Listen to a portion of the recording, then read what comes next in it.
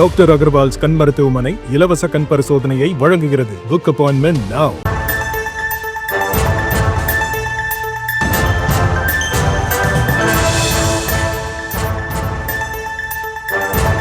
மற்றொரு அண்மை செய்தி. எந்தவித அடிப்படை வசதியும் இல்லாமல் வேலூரில் மல்டி ஸ்பெஷாலிட்டி மருத்துவமனை திறக்கப்பட உள்ளதாக இபிஎஸ் குற்றச்சாட்டை முன்வைத்திருக்கிறார்.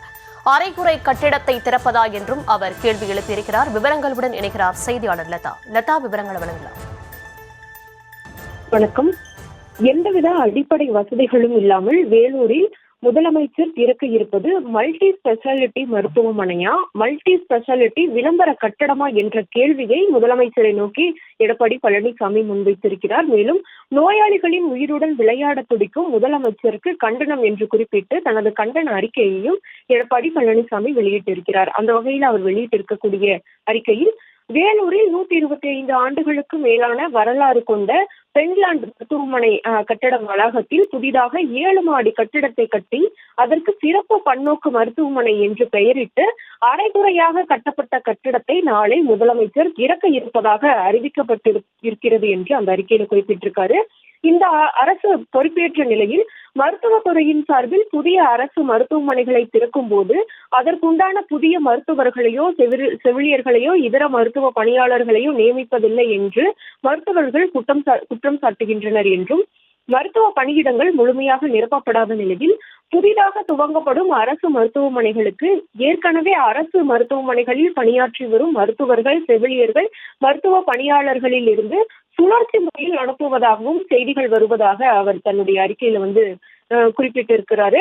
வெறும் சிறப்பு பன்னோக்கு மருத்துவமனை என்றால் அதில் இந்த மாதிரி பல்வேறு துறை, அதாவது இருதயவியல் துறை, நரம்பியல் துறை, சிறுநீரகவியல், இந்த மாதிரி பல்வேறு துறைகள் இருக்க வேண்டும். மேலும் பார்த்தோம் அப்படின்னா இந்த மாதிரியான மருத்துவமனைகள்ல குறைந்தபட்சம் 300க்கும் மேற்பட்ட மருத்துவர்கள், செவிலியர்கள், மருத்துவ பணியாளர்கள் என 700க்கும் மேற்பட்டவர்கள் நியமிக்கப்பட வேண்டும். ஆனால் நாளை வேலூரில் திறக்கப்பட உள்ள சிறப்பு பன்னோக்கு மருத்துவமனையில் இது போன்ற துறைகள், கட்டடங்கள் பெயர் அளவிற்கு மட்டுமே இருக்குது.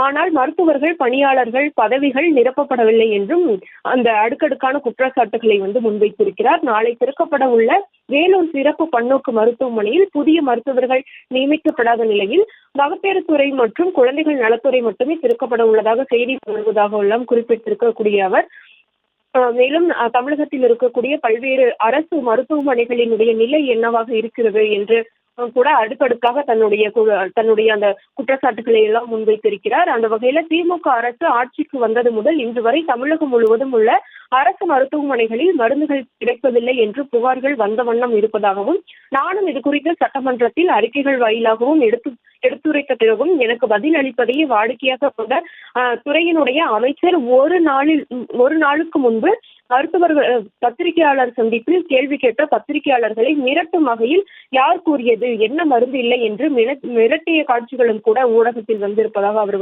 குறிப்பிட்டிருக்கிறார். யாரு எக்கேடு கெட்டு போனாலும் கவலை இல்லை என்ற ஒரே குறிக்கோளோடு இந்த ஆட்சியாளர்கள் செயல்படுவதாகவும் கூட தன்னுடைய அறிக்கையில் குறிப்பிட்டிருக்கிறார். விவரங்களுக்கு நன்றி.